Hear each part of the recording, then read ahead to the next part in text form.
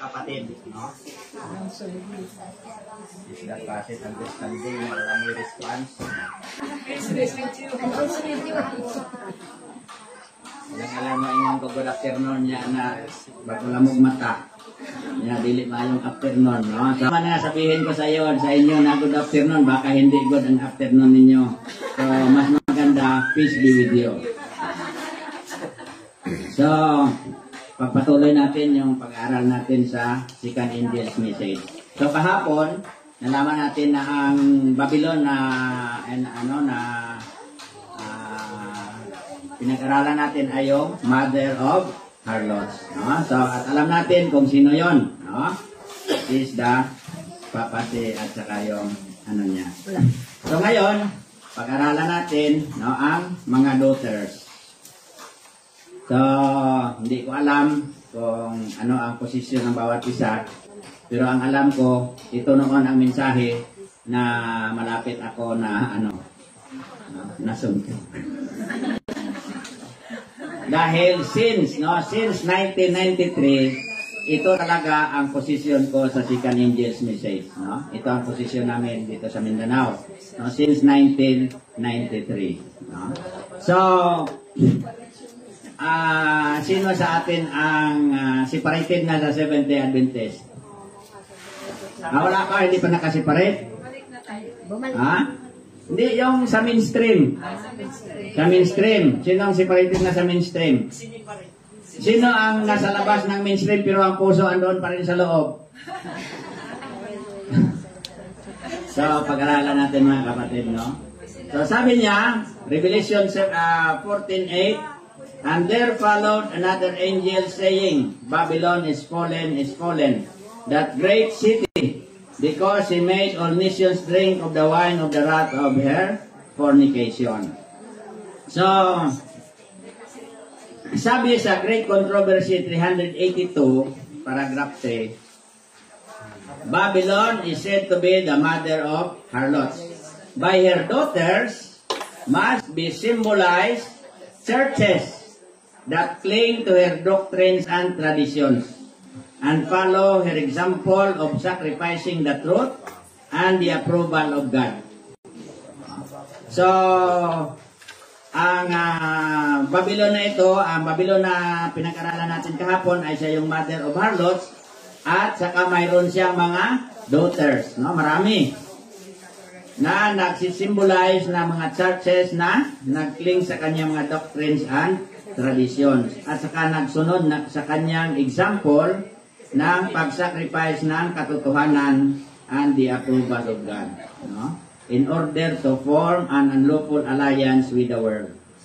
The message of Revelation 14 announcing the fall of Babylon must apply to religious bodies that were once pure and has become corrupt. So yan ang isa na description ng scripture sa Babylon.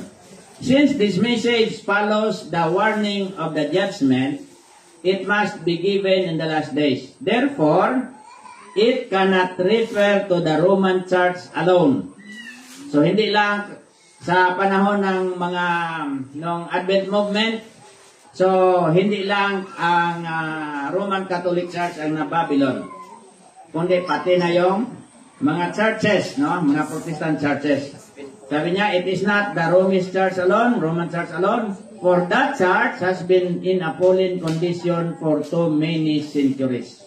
For many centuries. So, ilang centuries na, fallen na ang Roman Church. So, dito sa GC 382, kasama na ang Protestant dito, no?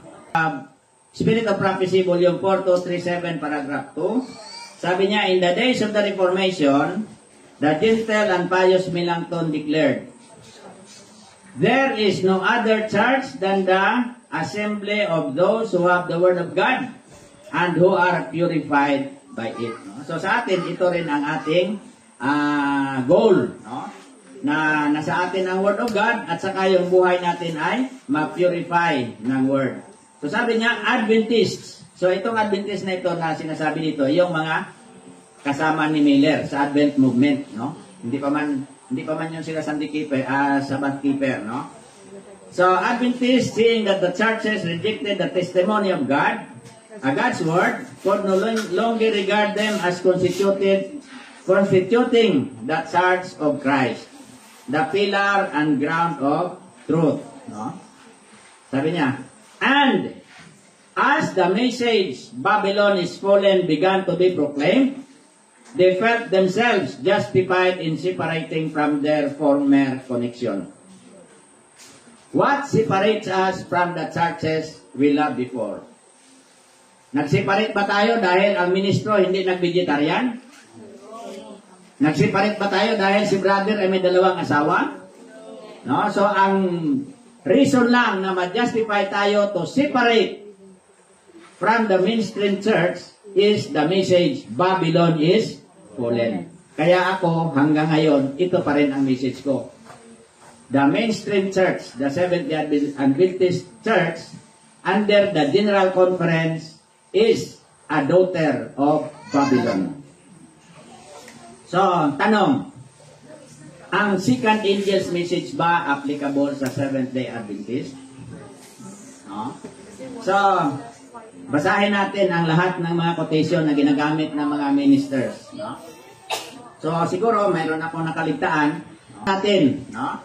So, sabi niya sa Testimonies to Ministers, page 36. Those who assert that Seventh-day Adventist churches constitute Babylon or any part of Babylon might better stay at home.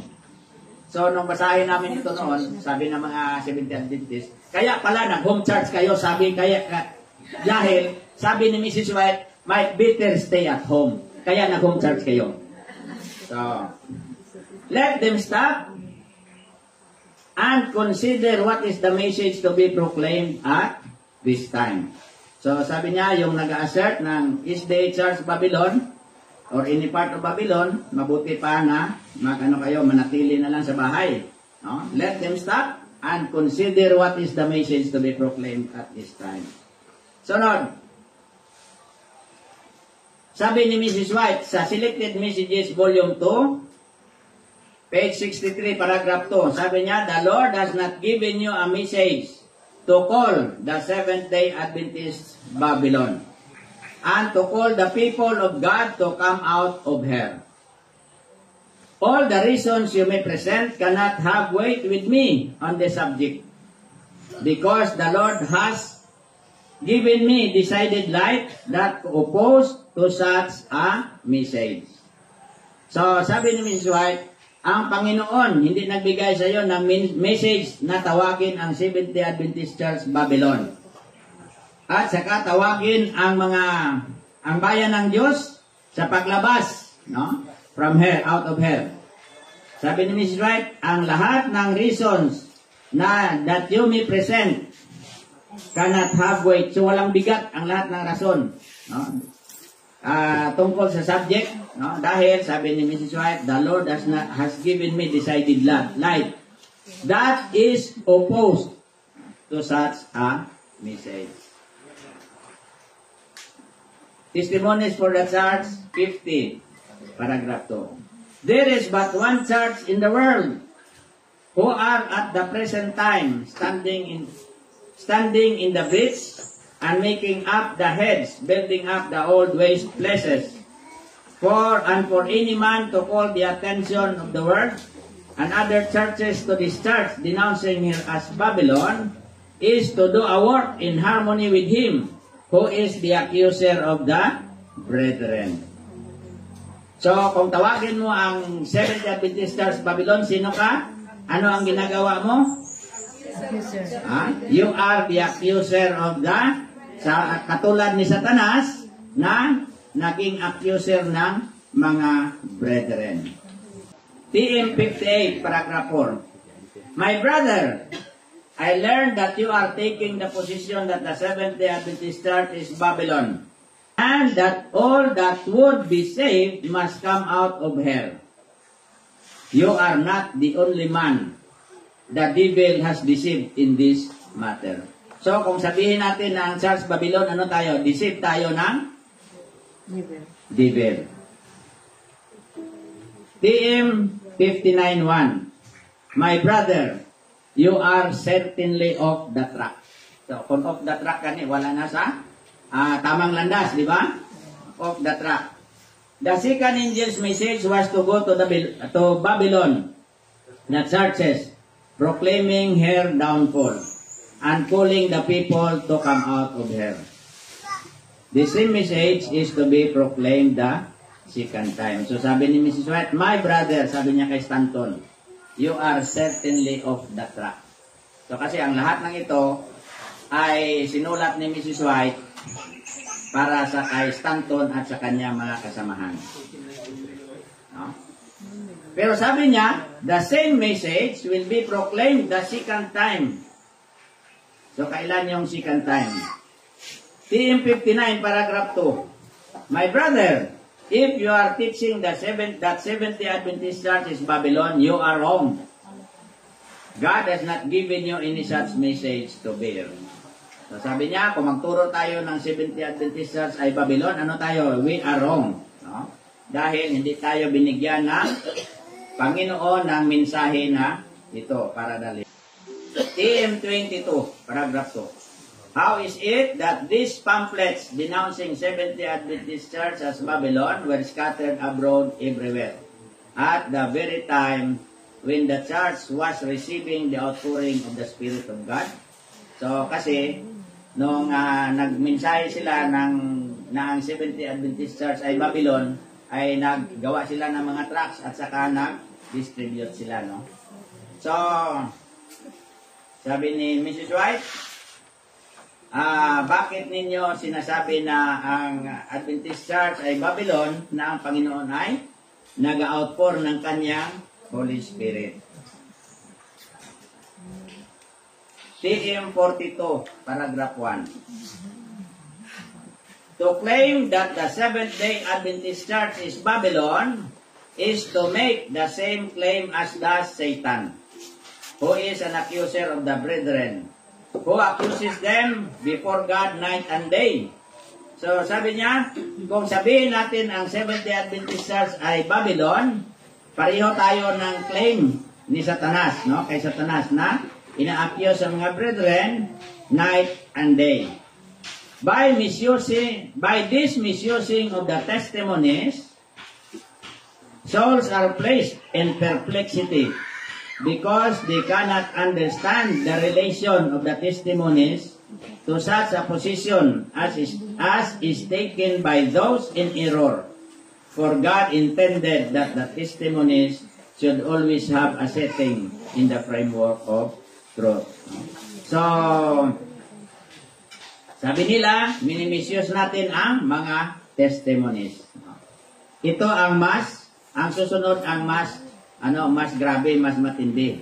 Dahil nung doon kami sa Iloilo, nag-share kami sa isang pamilya, bigla dumating yung call for church, may dala siyang babasahin.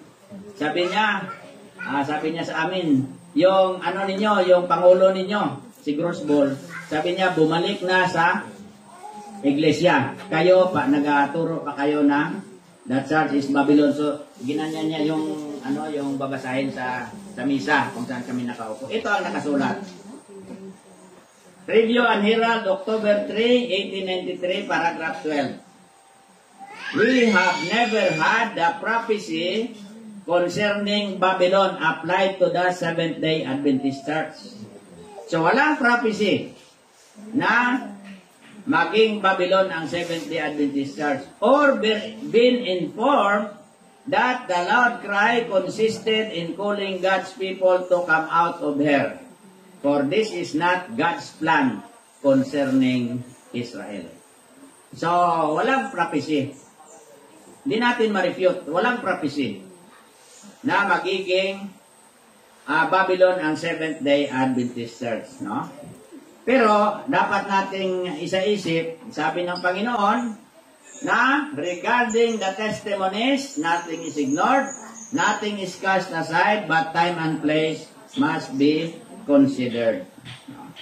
So, tama, walang prophecy. Ang Roman Catholic ba, may prophecy tayo mabasa galing sa Bible? Mayroon ba? Saan natin mabasa na may prophecy? Walang prophecy. Pero may description ang Panginoon na binigay paano siya maging Babylon. Ganit, yung walang prophecy. Kahit na ang Protestant churches, walang prophecy. Kaya, wala ding prophecy ang Seventh-day Adventist Church. Bakit? Kung may prophecy ang Seventh-day Adventist Church na maging Babylon, sino pang papasok sa isang predestined church? Kung may prophecy, di ba, maging predestined siya na church? Kung sabihin natin na from 1844, pag-abot sa pagdating ng 1903, maging Babylon siya, papasok ka pa doon? Na predestined na siya to become Babylon? So para sa akin, sa Cebuano pa, suluha. No? Ikaw na lang, pasok dyan. No? Kasi predestined na siya. Kahit na ano pang gawin mo, kay predestined na siya. So hindi pwede na hindi siya maging Babylon dahil na-proclaim na ng Panginoon na maging Babylon siya sa ganyang panahon. Walang predestination na maging Babylon. Walang prophecy. But, as early as 1886, sabi ni Mrs. White, sa 21 MR 380, paragraph 1, sabi niya, "We are in danger of becoming a sister to fallen Babylon, of allowing our churches to become corrupted and filled with every foul spirit, a cage of every unclean and hateful bird." Walang prophecy, pero may danger. So, kung may danger, may possibility ba na madisgrasya ka? Ha? Halimbawa, nag-travel ka, driver ka, may karatula, danger. Sabi doon sa karatula, doon sa unahan, ang tulay, malapit nang bumagsak. So, may possibility na babagsak yung tulay dahil may danger. No? We are in danger of becoming a sister to fallen Babylon kung i-allow natin ang mga churches na magiging corrupted. No? Kung makorrupt ang iglesia, yan ang delikado. No? So, patuloy tayo. Walang prophecy, may danger. So ngayon, bago tayo mag-proceed, paano dinidescribe ng Scripture ang Babylon? Volume 4 ng Spirit of Prophecy 2:3, sabi niya, "The term Babylon derived from Babel and signifying confusion is applied in Scripture to various forms of false and apostate religion. But the message announcing the fall of Babylon must apply to some religious body that was once pure and has become corrupt." So kung pure ka at naging corrupt, magiging Babylon ka. Kahit na ang Roman Church. Sino ang nag-establish ng Church of Rome? Di ba mga disciples? No? Kasi after the stoning of Stephen, nagkalat man sila.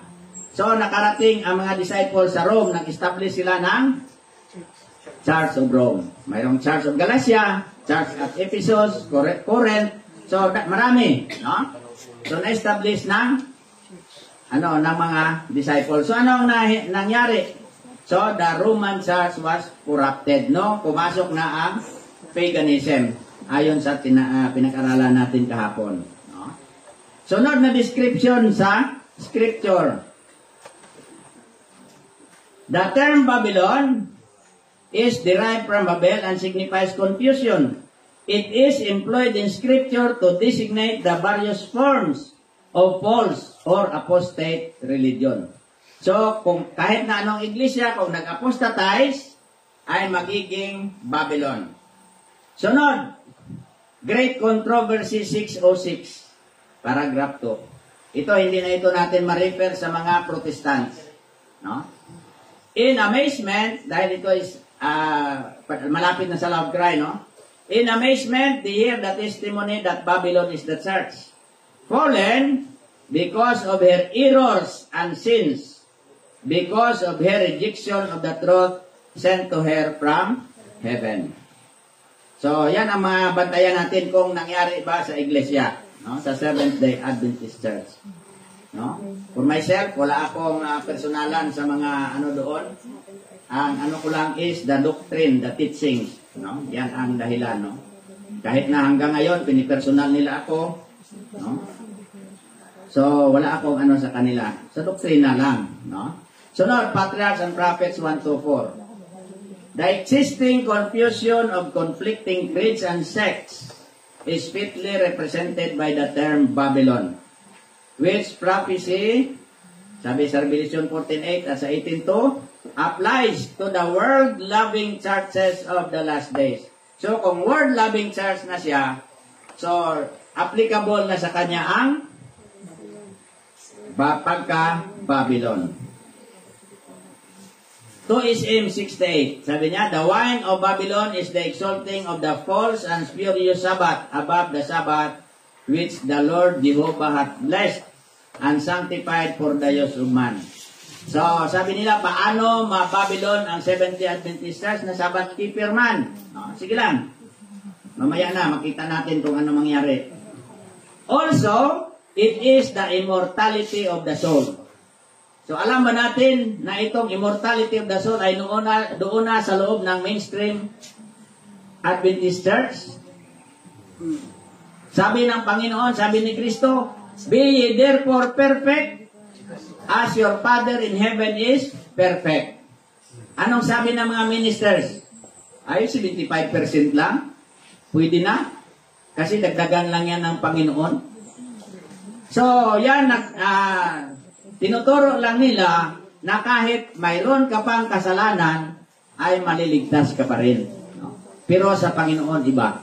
Kahit nasa siling, sabi ng Panginoon, those who will be sealed will be separated from sin, personal, and sinners, corporate.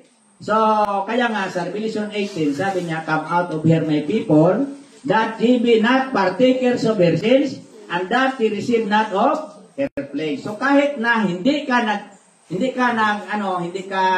kasama sa kanilang pagkakasala, so long as nanatili ka sa grupo na yan, sa church na yan, magiging partaker ka. TM 117, paragraph 4. The churches represented by Babylon are represented as having fallen from their spiritual state to become a persecuting power against those who keep the commandments of God and have the testimony of Jesus Christ. No? So, ngayon, hindi pa masyado. No? Pero para sa akin, may medyo konti na kasi sabi ng kumakalat sa kanilang mga GC, huwag niyong paakyatin si Marcing Gaso dahil ginugulo lang niya ang isip nyo. No? At saka, wala yan siyang balaang espiritu. Wala daw akong Holy Spirit. Hindi daw ako nagtuturo na mayroong Holy Spirit. So yan ang So ngayon, nakita natin ang lahat ng description ng Panginoon sa pamamagitan ng Spirit of Prophecy kung ano ang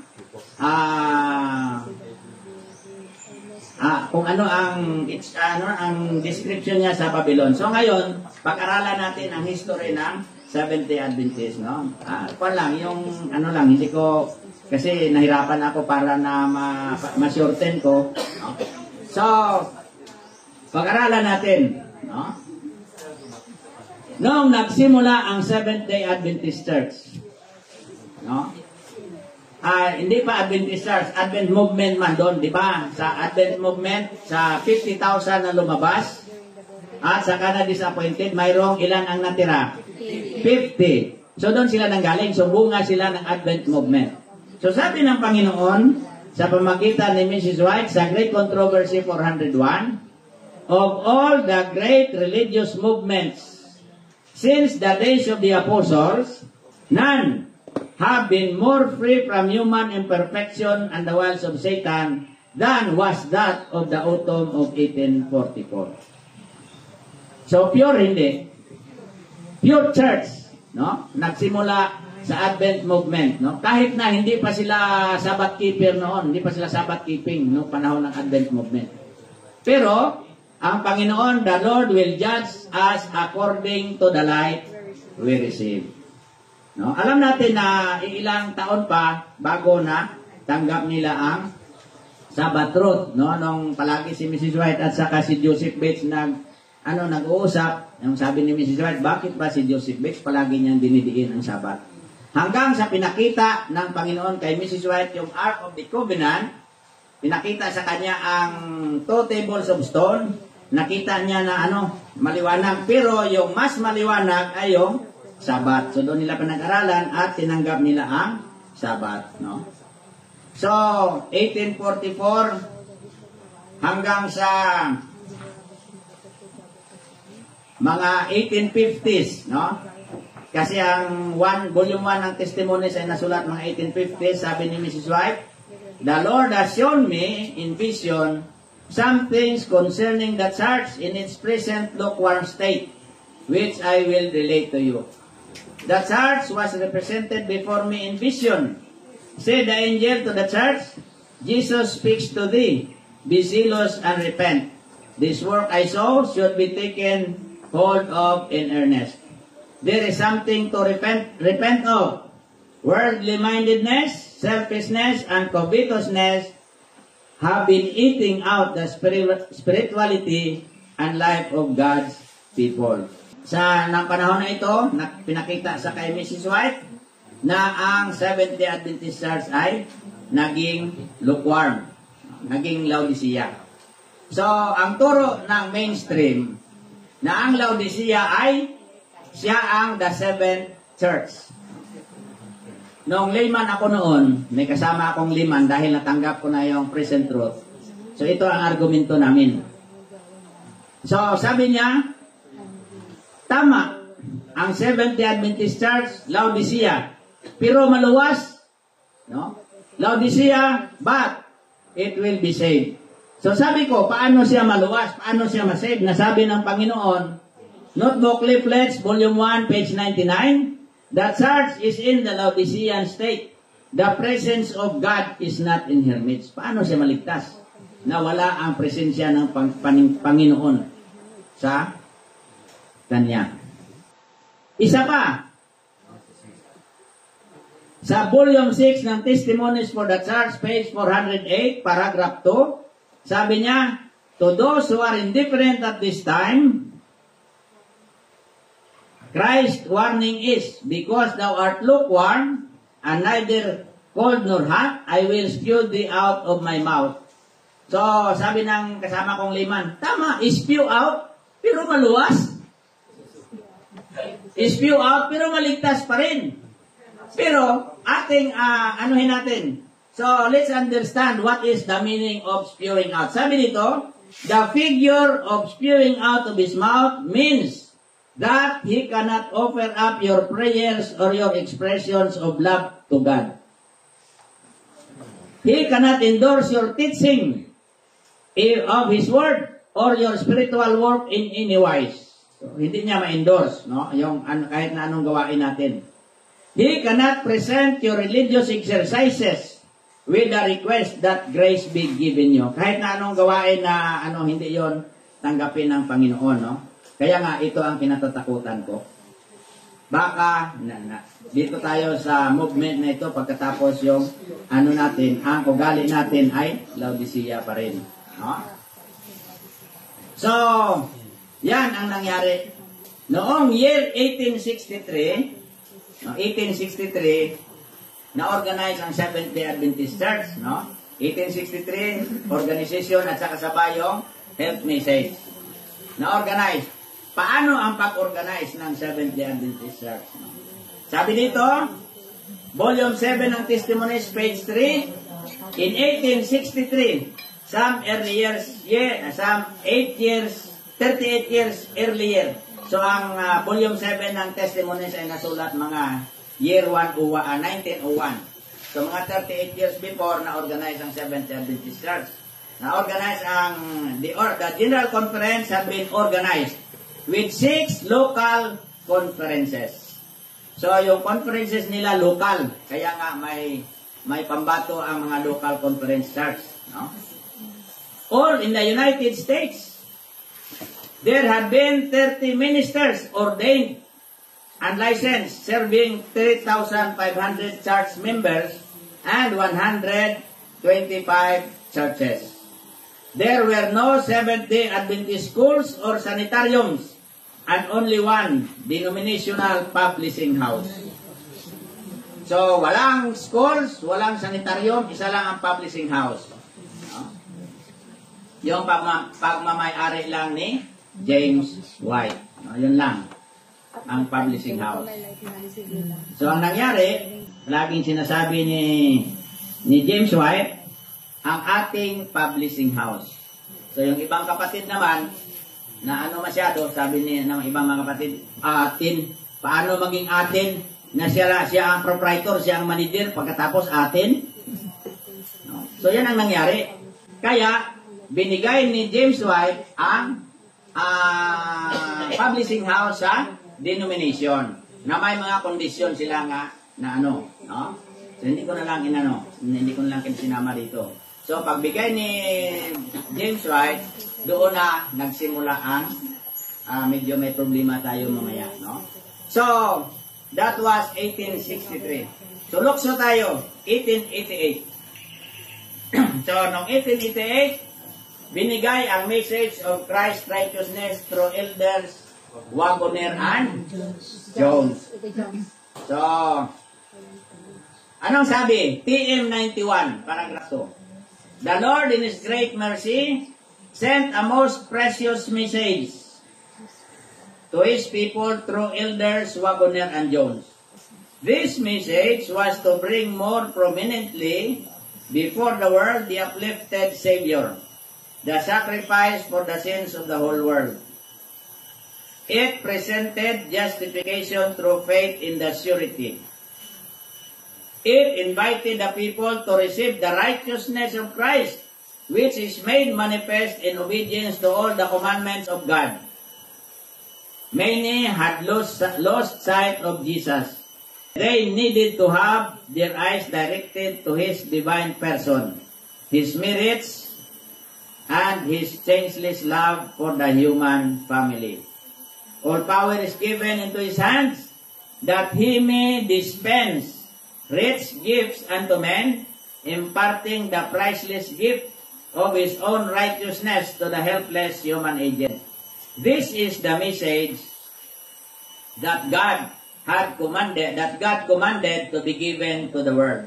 It is the third angel's message, which is to be proclaimed with a loud voice and attended with the outpouring of His Spirit in a large measure. So, ayun, noong 1888, binigay ng Panginoon ang message na ito through elders Wagoner and Jones. So, sinong unang hindi tumanggap? Yung nasa mga officers. Kasi, sa isip nila, bakit doon dinaan sa mga elders, mga bata pa na mga elders? Katulad din sa mga Israelites. Kung siya ang Misaya, bakit yung mga mangingisda, yung mga na tao, doon pa nagdaan, doon pa sa kanila, sila pa ang ginamit, no? Hindi yung mga scribes, mga Pharisees, at sa mga, doon sa mga, Jewish church, no? So, it is the third angel's message, no? Na kailangan i-proclaim with a loud voice and attended with the outpouring of His Spirit in a large measure. Ang tanong, tinanggap ba ito ng Seventh-day Adventist Church, ang message na ito? Testimonies to Ministers, page 467, paragraph 2. The religion of many among us will be the religion of apostate Israel, because they love their own way and forsake the way of the Lord. The true religion, the only religion of the Bible that teaches forgiveness only through the merits of a crucified and risen Savior, that advocates righteousness by the faith of the Son of God, sabi niya, has been slighted, spoken against, ridiculed, and rejected. So this was 1888. Kaya, noong 1893, kaagad si Stanton.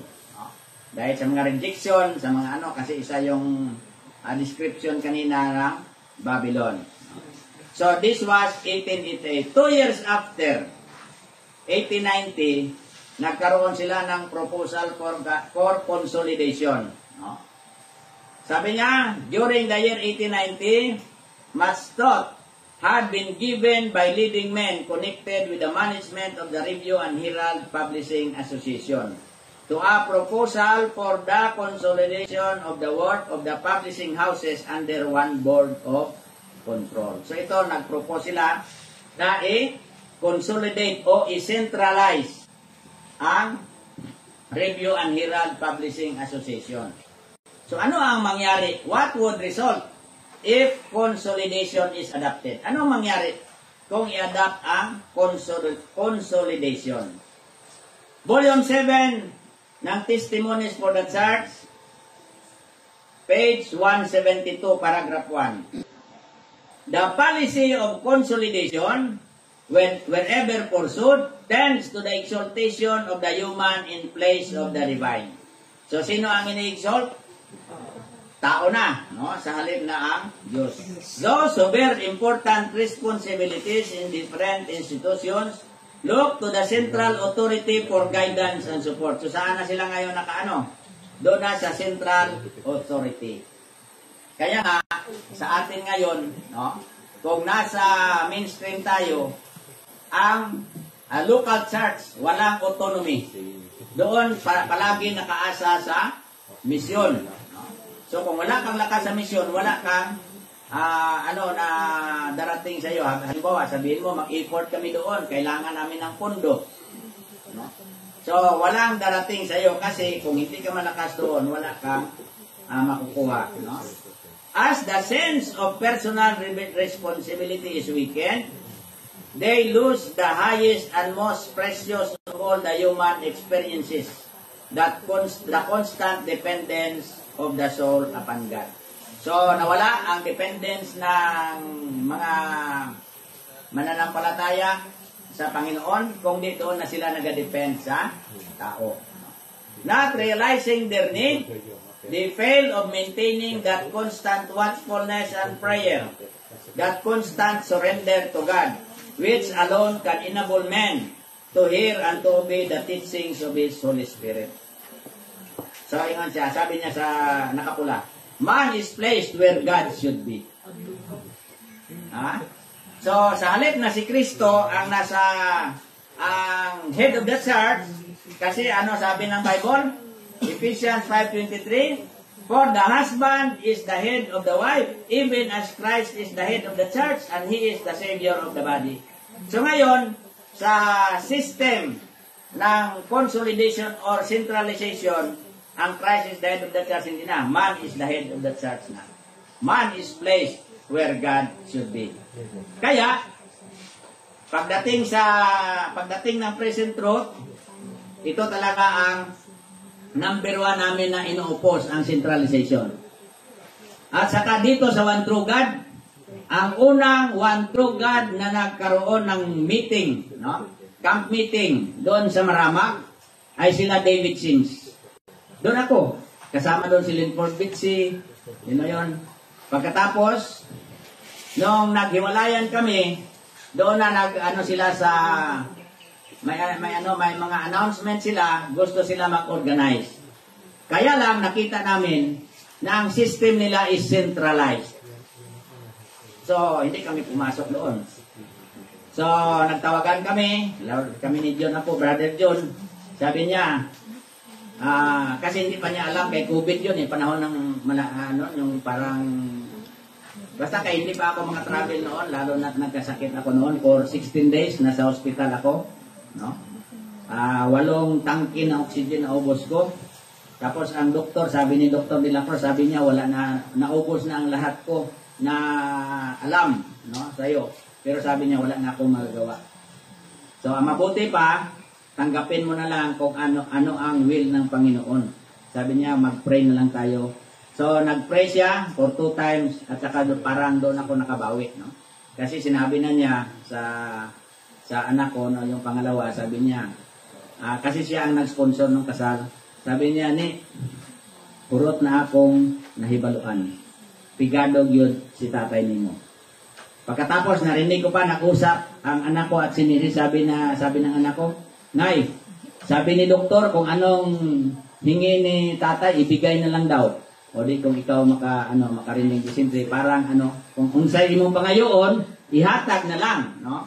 So, doon, parang na ako doon. So, pagkatapos, nung nakalabas ako, mga months, siguro ilang months, doon kami ni Brother John, no, nagtawagan, hangtod nga, hanggang sa nagkita kami. No, so sabi niya, tinanong mo niya ako, ano ang desisyon mo? Sabi ko, may organisasyon HSDA. No? So, pero yung dala pala nila na, yung organisasyon din sana noon na mga unang present fruit na centralized. No?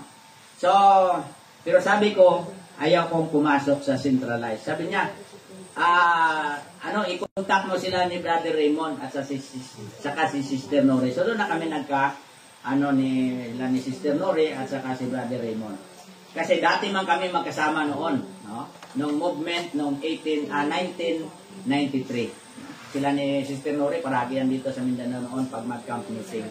Kasama sila ni Jerry Gabo, si Harry Gabo, sila ni Bel Batutay, si Frederick Insyong. So marami sila, no? So yan ang mga kasama namin noon. So noong 1890 na nag-propose sila ng centralization, doon nagsimula ang problema. Noong 1891, the General Conference for 1891 was held in Battle Creek, March 5 to 25. Sunday forenoon, March 15, the Committee of 21 at the Presiding General Conference to consider the consolidation of the publishing interest presented its report. The committee spoke favorably of the objects to be gained by consolidation, but advised that the conference move cautiously. They then proposed that the General Conference Association be reorganized. Mayroong reor. With a view to its eventually securing control of all the publishing work of the denomination. Mabasa sa Life Sketches 313 paragraph 1. Bakit nila i-reorganize? Bakit? Kasi noong 1863 na na-organize, it was a simple organization. Sa Amerika lang, ilang local conferences? 6. No? Conference. So ngayon, i-centralize nila, no? So na-reorganize. So sundan natin. Sabi ng Panginoon sa Spirit of Prophecy, Manuscript Release, Volume 16, page 6, paragraph 1. The spiritual life of God's people is being enfeebled by the spirit of centralization and commercialism. So mga kapatid, ang word na consolidation at centralization ay ginagamit ni Mrs. White interchangeably. No? So, kung gamitin niya minsan, centralization, kung minsan, consolidation. We are losing our distinguishing characteristics as Christians. The works of the enemy had been enthroned in many of our institutions, where business is done in accordance to worldly principles which have come in through unconsecrated men. Great blindness of perception has been revealed. A thorough reformation must now take place. So, ang panawagan na mag-reorganize, no, from simple, nag-centralize sila.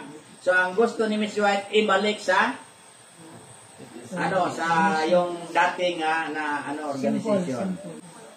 Simple. Volume 7, 171. At times, it has been urged that the interest of the cause would be furthered by a consolidation of our publishing houses, bringing them virtually under one management. But this, the Lord has shown, should not be.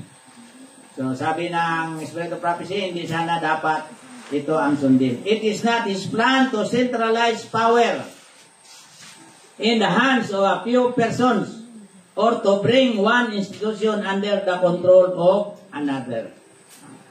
So, yan ang sa simple organization, walang control. May autonomy ang bawat church.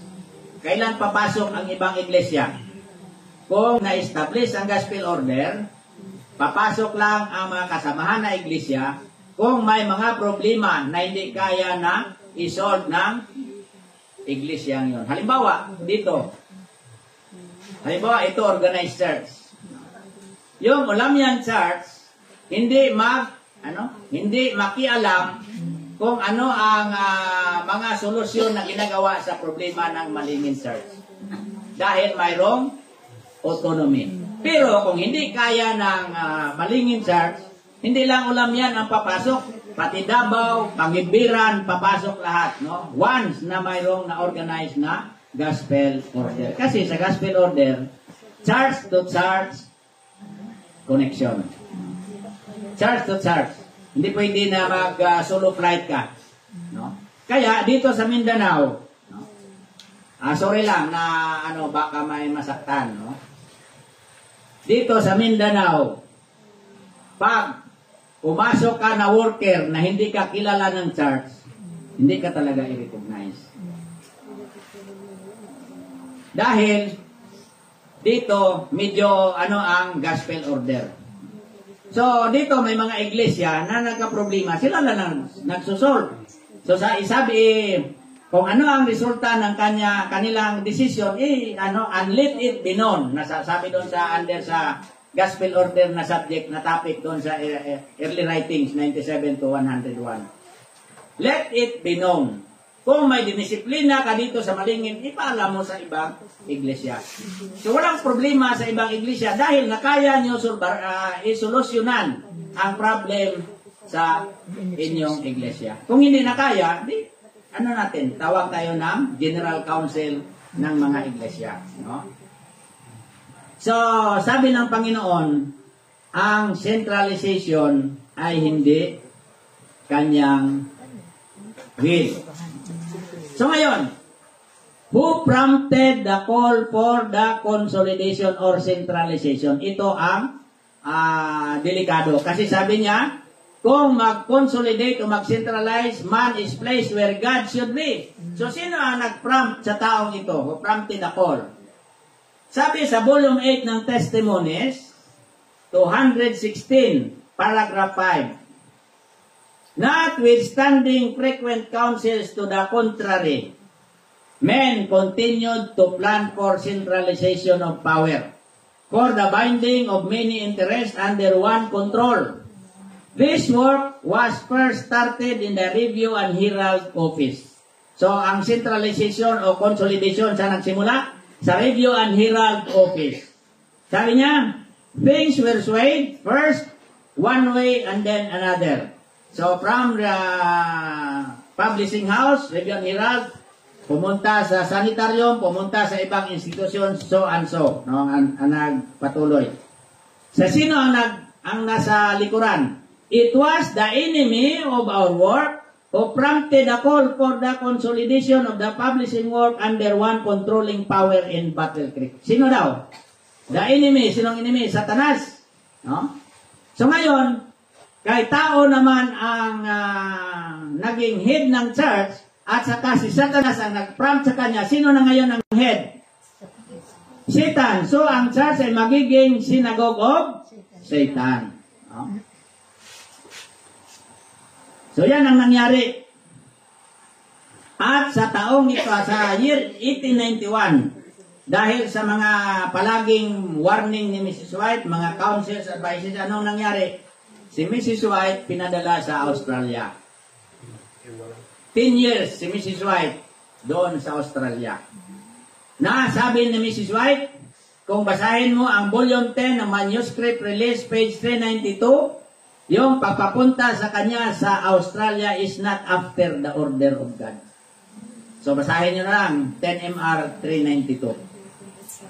So pinadala si Mrs. White sa Australia in 1891, and while on board the Almeida, yung sinakyan niya na barko Almeida, she wrote this warning. Sinulat niya itong warning na ito na mabasa natin sa Testimonies to ministers 265. So anong sabi? The word must not be introduced into the church and married to the church, forming a band of unity. Through this means, the church will become indeed corrupt, and as stated in Revelation, a cage of every unclean and hateful bird. 1886, my danger. 1891, my possibility. Bakit? Sabi niya, through this means, the church will become indeed corrupt.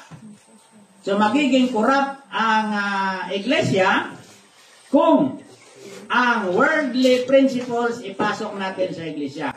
At anong sinabi? Kung magiging corrupt na, as stated in Revelation, a cage of every unclean and hateful bird. Kung cage of every unclean and hateful bird, ano yon?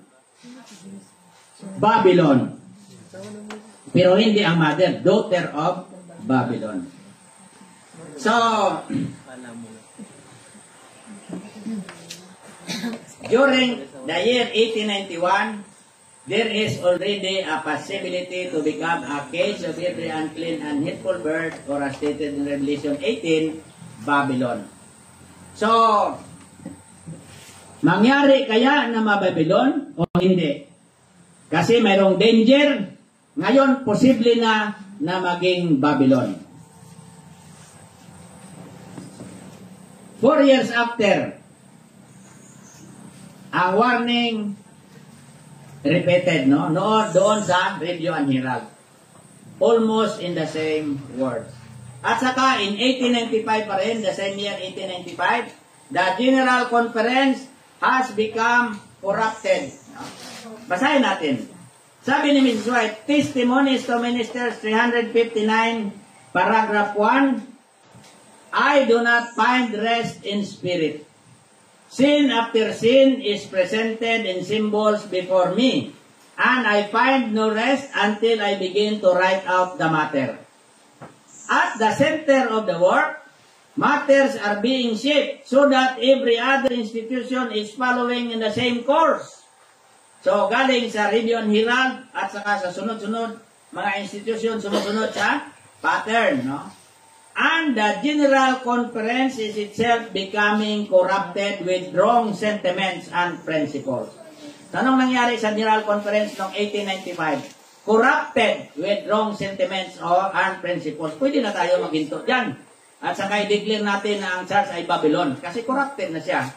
Kung tingnan mo ang title ng TM 359 is, Thou shalt have no other gods before me.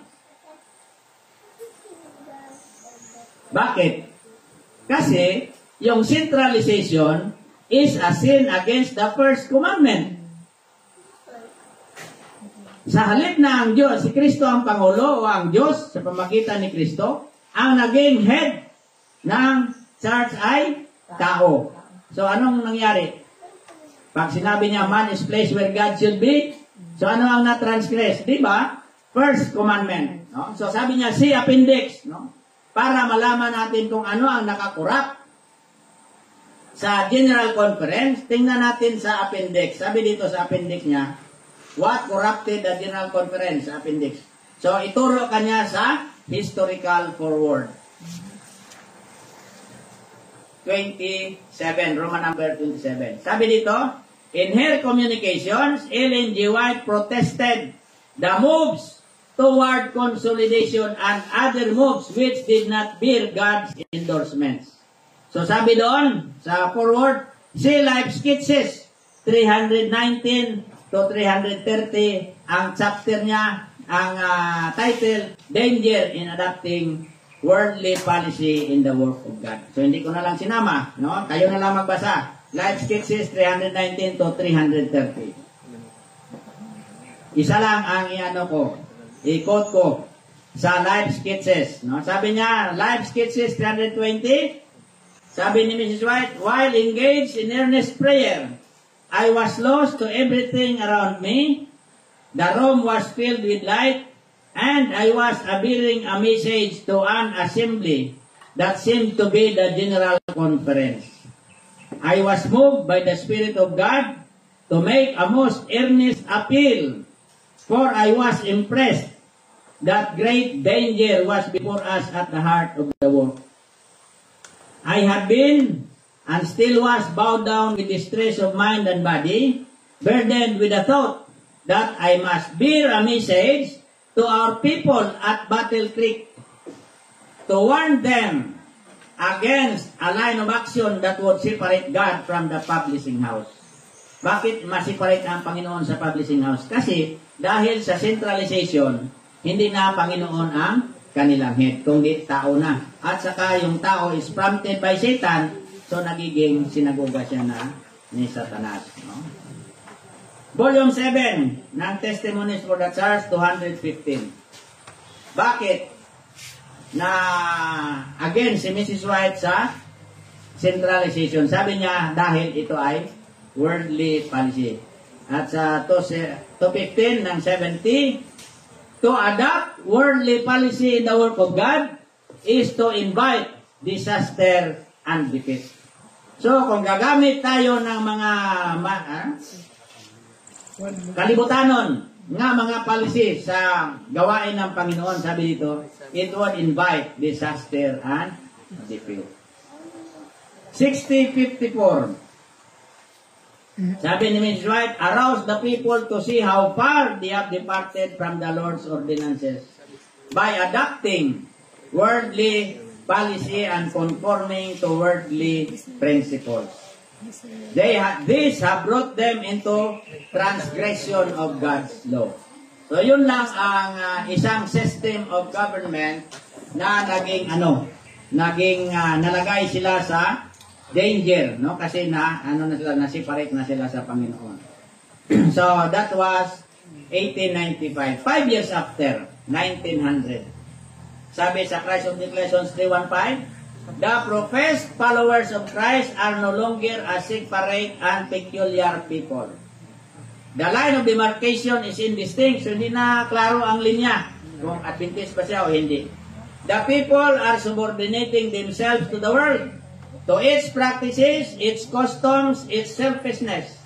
The church has gone over to the world in transgression of the law, when the world should come over to the church in obedience to the law. Daily, the church is being converted to the world. Year 1900 tayo na hinto, no? So, abangan natin kung anong mangyayari sa susunod. So, magandang hapon at sana ay magiging kasama pa natin ang Panginoon sa pamamagitan ng kanyang Holy Spirit.